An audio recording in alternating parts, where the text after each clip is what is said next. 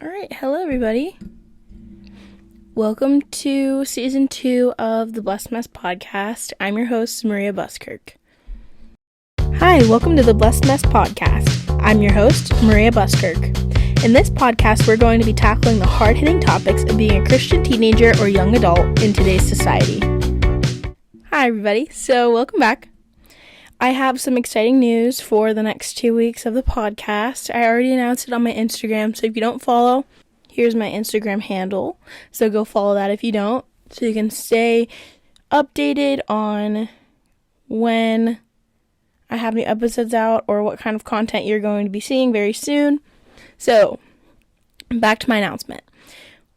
I decided that I really wanted to do... I feel like this tug to do an episode all about relationships, and I was brainstorming with Claire, and we came up with a great idea of doing a 2-part mini-series about relationships. And this first part, it's going to be all about relationships more geared towards women. So, just to preface there, though, whatever I'm covering in both episodes, there's going to be a lot of catch-all. So you're going to hear a lot of the same things, but there are specific things that I'm going to be talking about geared towards more of women that I've noticed in a lot of women in my life or within myself. And then for our guy perspective that we will have next week, it's going to be a lot. I'll repeat a lot of the same things, but there are going to be some specific topics toward guys that I think are more geared towards them. So I encourage you to watch both, whether you're a guy or a girl. There's great content in each that could potentially be impactful to you specifically. Tune into both, because you never know. Some of the stuff I might talk about more in one episode or the other might actually apply to you and you wouldn't expect it. So, and I forgot one of the most important parts. In the next episode, all about a guy perspective, I'm obviously not a guy, so I was having trouble trying to speak for men specifically.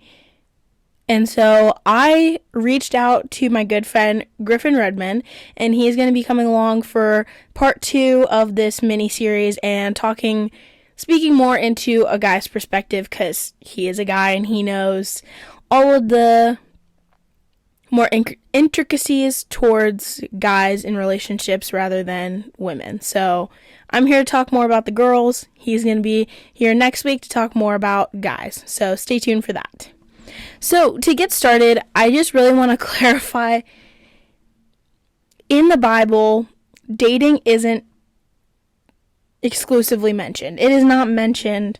Dating wasn't a thing when the Bible was written in this cultural time. And now it's a very common thing in our society. So how do we talk about dating if it wasn't in the culture of when the Bible was written? I'm going to base all of what I'm saying based on God's truth. It just might not specifically be talking about dating, but it could apply to dating. Does that make sense? So still using God's truth in certain aspects of dating, but not talking specifically about dating because there's nothing about it in the Bible. The Bible, when it comes to relationships, talks about marriage specifically. So dating didn't exist. However, marriage was kind of how it worked. So you meet somebody, fall in love with them, you marry. There's no 10 years of dating or whatever, few years of dating, then to marry. It was pretty much instantaneously almost. So going with that, I feel like it's important to comment on when we're dating, what are our intentions? Are our intentions to date to eventually marry the person that you're dating? If you are... This podcast is geared mostly towards teenagers and young adults, so this is a prime time for a lot of people to be wanting to be in a relationship. And a lot of times when you see it. However, when you're in these relationships, what is your purpose of being in it? If you're in it to just casually date a person and have fun and not really worried about the end result, you're not really worried about, if we break it off in a few years or in a few months, it's whatever. You aren't really taking the time in your relationship to pay attention to their qualities and their habits and their way of life to see if it would match yours in marriage, then what is your intentions of dating? As Christians, we should be dating to marry. You're wasting your time with people who might not be aligning with you. For what reason? If you know it's not going to last, if you know you're going to break it off at some point, if you know this person is so vastly different from you that there's no way you could possibly marry them, why are you with them? Because you know it's either going to end in marriage or splitting up. So you have to make that choice. Now, why would you make the choice harder when you know it's going to be ending it? Why would you continue to see this person when you know it's going to end eventually? What's the point?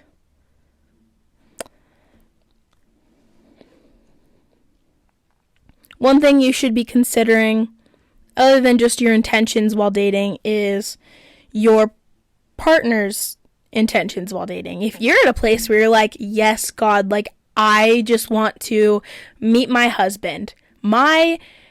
Whenever I am entering a relationship, I just want to find my person that I want to spend the rest of my life with.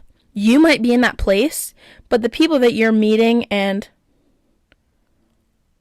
trying to be with might not be in the same place as you. So I think it's always important to be having those conversations, having open communication, finding out where the other person in your relationship is kind of standing and what their intentions are for the relationship.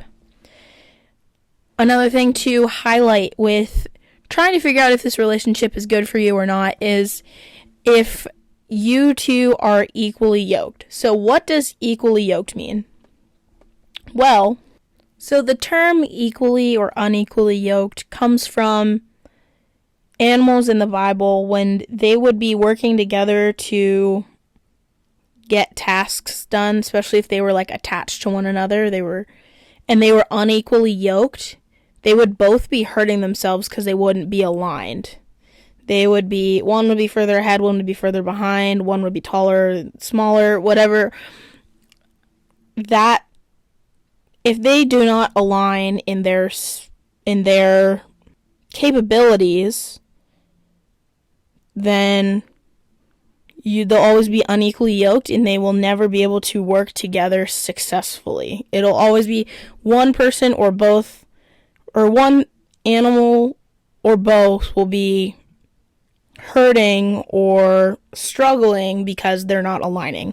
So, if you look at that in the context of dating or even friendships, it's important to be equally yoked in beliefs, values, morals, anything like that to make you equally yoked so there's not that tension or that pain that comes with being unequally yoked. So in a biblical church context, if you're with somebody who doesn't know Jesus, doesn't have a faith background, and doesn't want to, it's going to be very difficult to have a solid relationship with somebody if you're not at the same place. So it is possible. I'm not saying that this is an impossible thing. I've met people who have gotten married where at first when they met each other, one was not a Christian and one was, and they made it work. That is the exception, not the not the norm. That's not how those stories typically work out. So I think it's very important that you need to find somebody who aligns with you if they are chasing God at the same rate as you. One thing we've touched on at our church, and you've probably heard it too, if you think of a triangle in a relationship, you and your significant other are at the bottom, and God is at the center of the relationship, up at the top. So the closer you get with God, the closer you will get with each other. Now let's say that you're both up here, you're going to be very well connected, rather than if you were up here and the other person's way down here, you're not even close to your partner because they're so far behind and they don't want to strive to know Jesus, that they're not going to be able to reach you in the same way of a partner who is striving to, at the same pace, the same rate as you, to meet Jesus. You're not going to connect in the same way. Does that make sense? So let's say you both don't know Jesus. You're way down here. You're at your starting point. You're far away from each other in this triangle. Whereas if you're at the top and you're both chasing Jesus, you're meeting each other as closely as you can be. And Jesus is at the center. So why do we want to date people who are not necessarily equally yoked with us? What's the appeal there? For me personally, because I've been there. Girlies, I've been there. It's very common for us Christian girlies to just want that. We want that person in our life. We want to date. We want to marry. And in a way, we don't care who it is, as long as they're like a good guy. If they're a good guy, they'll suffice. Almost like that. We might do it so subconsciously that we don't even realize, but we're settling in that way of being with someone unequally yoked and just saying this is the best I got and accepting it. We're settling. So we should not be settling just because we're worried that God will not provide. Do not settle just because you are worried that God will not provide. Don't settle for a man who doesn't know Jesus, doesn't love Jesus, or doesn't actively pursue a relationship with Jesus. And this goes for guys too. Don't settle for a woman who doesn't know Jesus, doesn't love Jesus, or doesn't actively pursue a relationship with Jesus.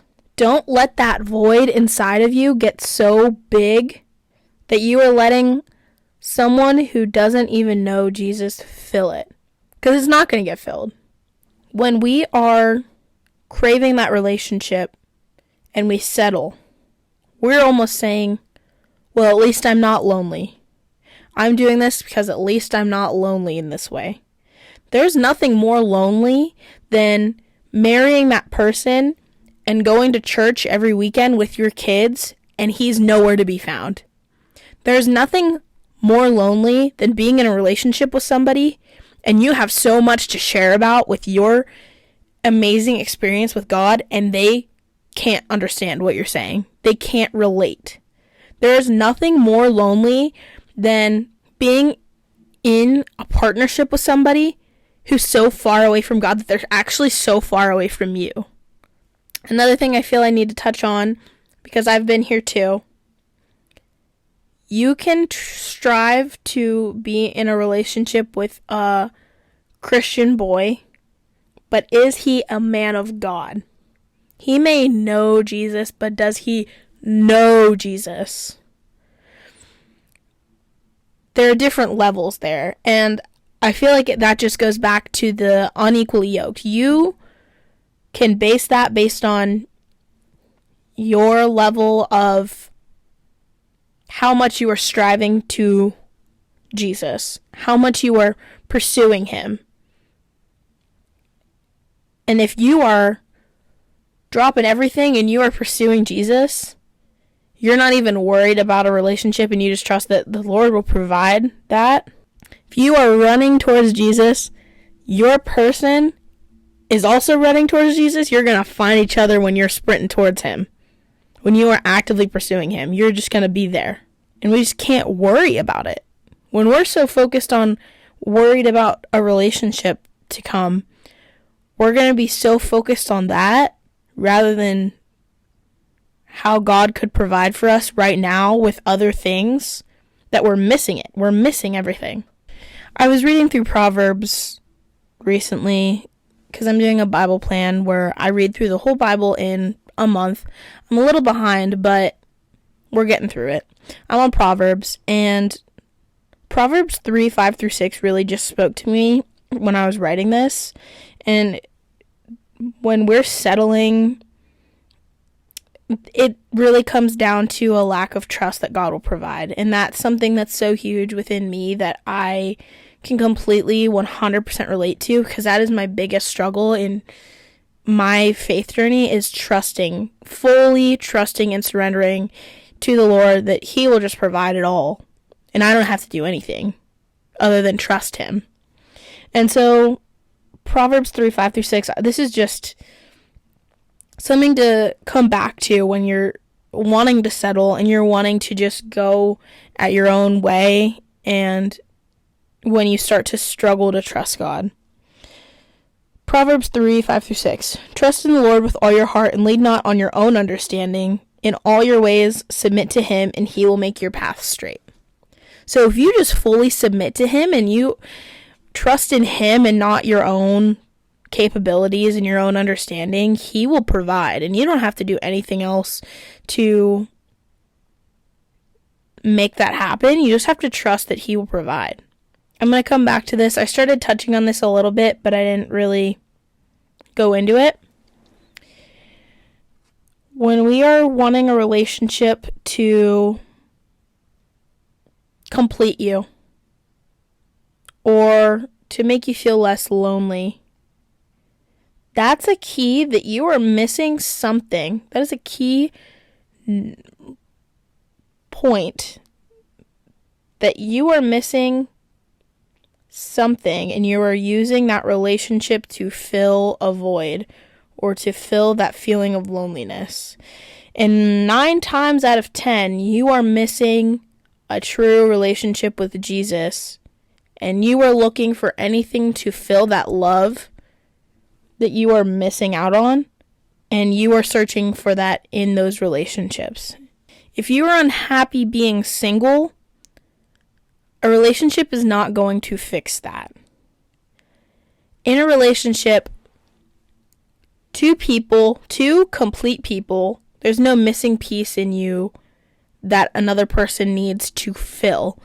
2 complete people should, when they come together in a relationship, they should be complementary of each other, not completing each other. You should be one full being on your own, and your partner should be one full being all on their own, that if they were to leave tomorrow, you would be okay. It might still be painful and hurt, sure, but you would be able to move on and be a full person without them. And whenever you are together, you are complementary of each other, being able to help each other out with things that you might lack, or they might have better strengths in certain things, and you can be complementary of each other, but ultimately you are 2 complete people on your own, and you come together to be even better together. And if you don't have that, then you need to do a little heart check, and you need to realize your intentions of dating and start to figure out what you are missing to make you a complete person, to make you ready to date somebody. So you're not filling something in you and making this person complete you. One last thing, and it's probably the most awkward topic for me to end on. It's purity. Purity is not something super prevalent in our world, but it's very prevalent in God's word. So I know I'm only talking about relationships and not marriage, but that makes it all the more important that when you're in a dating relationship, God's design for marriage is that you should be pure and flee from sexual immorality until marriage. So even if you're dating somebody for like 10 years, it's still very important to save that for marriage, because that was God's design for marriage. Whenever you are in a relationship, I know temptations can be very hard and it can get very difficult. It's important to talk to your person and have those conversations to set up boundaries. Say, hey, this is something that I struggle with. We need to be very careful with this. And one thing I think I need to highlight with purity when it falls into sin is that, let's say that there's a fence, and on one side there's God, the other side is the enemy. The fence is where sin lies. So if you're on God's side of the fence or the enemy side of the fence, that's where you would fall. So let's say you sit right on the fence. The enemy's already got you because you want to flee from sin. We're called to flee from sin, go as far away as we possibly can, because we love Jesus enough that we're supposed to go as far away as we possibly can from sin instead of standing on the borderline to see how much you could get away with. Because that's where your intentions really come in of, well, why aren't you sinning? Is it because you love Jesus enough that you don't want to be doing that? And you know that it's bad for you? Check your intentions and set up those boundaries so that you can be as far away as possible from making that choice, from making that bad choice. So just don't settle. That's my bottom line here. Don't settle. Realize your intentions for dating and have good communication and set up those boundaries. Girls, I know it can be so hard to just take that break and trust in the Lord that He will provide. But it's so important for you to just surrender it instead of worrying about when your husband's gonna show up. Just surrender it. God's got you. And I will see you guys next week for part 2 of this series, of this little mini series with our good friend Griff. Bye guys.